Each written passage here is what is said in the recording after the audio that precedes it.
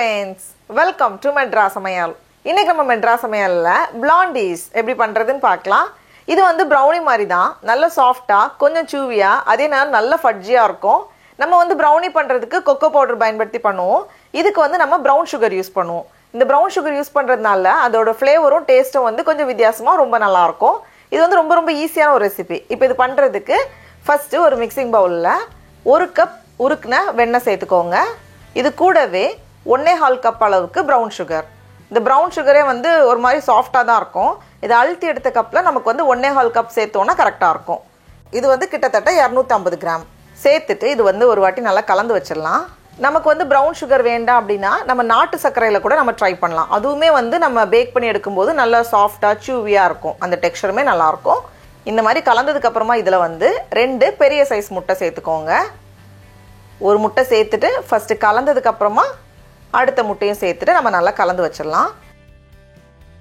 இப்போ ரெண்டாவது முட்டையும் சேர்த்துட்டு நல்லா கலந்து வச்சிருக்கேன்.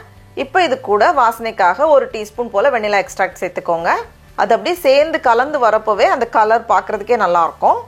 இப்போ இதில் வந்து நம்ம மாவு பொருட்கள் சேர்க்க போகிறோம். 1.25 கப் மைதா மாவு. நான் எல்லாத்துக்குமே கிராம்ஸ் அளவு வந்து கீழே டிஸ்கிரிப்ஷன் பாக்ஸில் ஷேர் பண்ணுறேன். கூடவே 1/4 டீஸ்பூன் உப்பு, கடைசியாக 1/2 டீஸ்பூன் பேக்கிங் பவுடர் எல்லாத்தையும் சேர்த்துட்டு லைட்டாக ஒரு வாட்டி கலந்துடலாம்.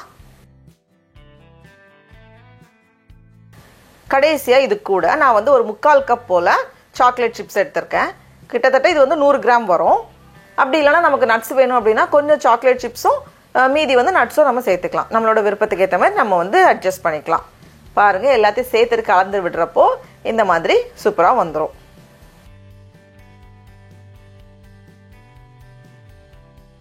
இப்போ இதை வந்து பேக்கிங் பேனில் மாற்றுறதுக்கு முன்னாடி பேக்கிங் பேனில் வந்து கீழே வந்து கொஞ்சம் வெண்ணெய் வச்சு தடவிட்டு அப்படியே வந்து கொஞ்சம் மாவு ஸ்ப்ரிங்கிள் பண்ணிக்கோங்க. அப்போ வந்து நமக்கு ஒட்டாமல் எடுக்கிறதுக்கு ஈஸியாக இருக்கும். பட்டர் பேப்பர் வைக்கிறதுனால வச்சுக்கலாம், இல்லைனா இந்த மாதிரி பண்ணும்போது ஈஸியாக நமக்கு வந்து வெளியே எடுக்க வந்துடும். இப்போ இந்த மாவு ஃபுல்லாக உள்ளே மாற்றிட்டு இதை வந்து நம்ம லெவல் பண்ணி வச்சிடலாம். இது வந்து 8 இன்ச் பேக்கிங் பேன். இனி இதை வந்து நம்ம பேக் பண்ணணும். அவனை வந்து 350 டிகிரி ஃபாரன்ஹீட், அதாவது 175 டிகிரி செல்சியஸ்க்கு ப்ரீ ஹீட் பண்ணிட்டு உள்ளே வச்சுக்கோங்க. கிட்டத்தட்ட 23லேருந்து 25 நிமிஷம் போல் ஆகும். அது வந்து வெளியே எடுத்ததுமே கொஞ்சம் சாஃப்டாக இருக்கிற மாதிரி தான் இருக்கும் நமக்கு.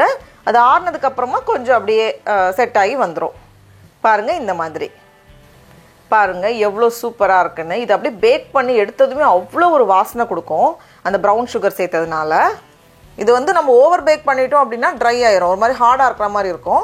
நமக்கு வந்து அந்த ஃபட்ஜியாக வேணும் அப்படின்னா ஒரு 23 நிமிஷத்துலேயே ரெடி ஆயிரும். 23-24 நிமிஷத்துலேயே நமக்கு ரெடி ஆயிரும். சடா, அவ்வளோதான், நம்மளோட சூப்பரான நல்ல வாசனையான சாஃப்டான பிளாண்டீஸ்லாம் ரெடியாக இருக்குது. இப்போ நம்ம டேஸ்ட் பண்ணி பார்க்கலாமா?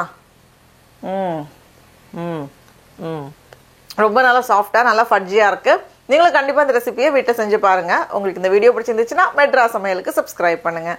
நாவின் சுவை எறும்புகள் மலரட்டும்.